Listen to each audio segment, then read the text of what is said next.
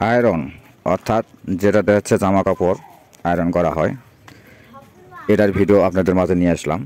এরা আগে বিশেষ করে লন্ড্রির দোকানগুলোতে পাওয়া যাচ্ছিল, এখন অনেকে ব্যক্তিগত হিসাবে বাড়িতে ব্যবহার করে থাকেন। তো আয়রন যদি কোনো কারণবশত নষ্ট হয়ে যায়, দেখা যাচ্ছে যে কোনো কাজ করতেছে না, তখন আপনি কি করবেন? আয়রনটা খুলবেন। আয়রনটা খোলার পর দেখবেন যে এর এসি কট অর্থাৎ তারটা ঠিক আছে কিনা। যদি তারটা ঠিক থাকে তাহলে কয়েল তো বিশেষ করে নষ্ট হয় না, সুইচটা চেক করে দেখবেন।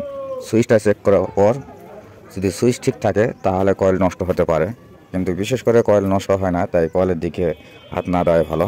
তো আমি যেটা আজকে কাজ করতেছি এটা কিন্তু হচ্ছে কয়েলের সমস্যা। কয়েলটা ঠিক করতে হবে, কয়েলটা ঠিক করে মেরামত করতে হবে। তো আমি কিভাবে এটা ঠিক করতেছি আর কিভাবে মেরামত করতেছি পুরোটা ভিডিও আপনাদের চোখের সামনে তুলে ধরলাম।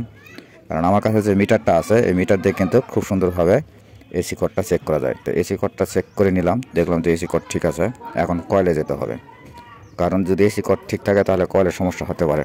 আর কয়েলের সমস্যা হলে আয়রন কিন্তু কয়েল পাওয়া যায় বাজারে কিনতে, যে বাজারে কিনতে কয়েল পাওয়া যায়, সে কয়েল দিয়ে আবার নতুন করে সেট করে দিলে আবার এটা ঠিক হয়ে যাবে।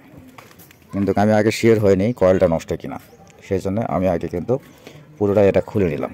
খুলে নেওয়ার পর এর ভিতরে যে রেজিস্ট্যান্স আছে, রেজিস্ট্যান্সটা এখন খুলবো, কারণ এই রেজিস্ট্যান্স অনেক সময় নষ্ট হয়ে যায়। এই রেজিস্ট্যান্স খুলে যখন চেক করে দেখবো ঠিকঠাক আসে, তখন গিয়ে শিওর হবো যে আসলে এটা কয়েল নষ্ট হয়ে গেছে। আর যতক্ষণ এটা খুলে শিওর না হবো, মানে স্টেপ বাই স্টেপ কাজ না করলে এলা কাজে শিওর হওয়া যায় না। এই জন্য স্টেপ বাই স্টেপ কাজ করে এই কাজে শিওর হতে হয়। তাই আমি কয়েলটা দেখলাম যে কয়েলটা ঠিক আছে। এখন সুইচটা চেক করে দেখলাম যে সুইচটার মধ্যে সমস্যা। তো সুইচটা কাজ করলাম, কাজ করে দেখি এই এসি বাল্ব যেটা হচ্ছে ইন্ডিকেটর বাল্ব বলে থাকে, এই ইন্ডিকেটর বাল্বটি নষ্ট। তো আলো জ্বলতেছে না, এই যে লাগালাম, এখন ঠিক আছে। এখন আমার কাজ কিন্তু ওকে হয়ে গেছে, এখন সেট করব। তো রেজিস্ট্যান্সটা যেভাবে ছিল সেভাবে এখন লাগানোর চেষ্টা করতেছি, কারণ এগুলো কারেন্টের জিনিস। স্টেপ বাই স্টেপ কাজ করতে হলে স্টেপ বাই স্টেপ খুলতে হয়, আবার স্টেপ বাই স্টেপ লাগাতে হয়। কারেন্টের কাজে যদি ভুল হয় তাহলে ভুলের মাসুল কিন্তু দিতে হয়, কারণ কাউকে ছাড়ে না। কারেন্টের কাজ খুব সতর্কভাবেই করতে হয়। এই জন্য ইলেকট্রিক যে কাজগুলো থাকে, আপনাদের যে কাজগুলো আমি দেখাই, এই কাজগুলো একটু সাবধানে দেখবেন এবং সাবধানে কাজ করবেন, কারণ খুব সতর্ক দিয়েই এই কাজগুলো করতে হয়। কারণ এটা ভুলের কোনো মাসুল নেই, যে কোনো সময় ভুল হয়ে গেলে আপনি সমস্যায় পড়তে পারেন। যেভাবে খুললাম আবার ঠিক সেইভাবে লাগানোর চেষ্টা করতেছি, ঠিক সেইভাবে আবার লাগিয়ে দেবো।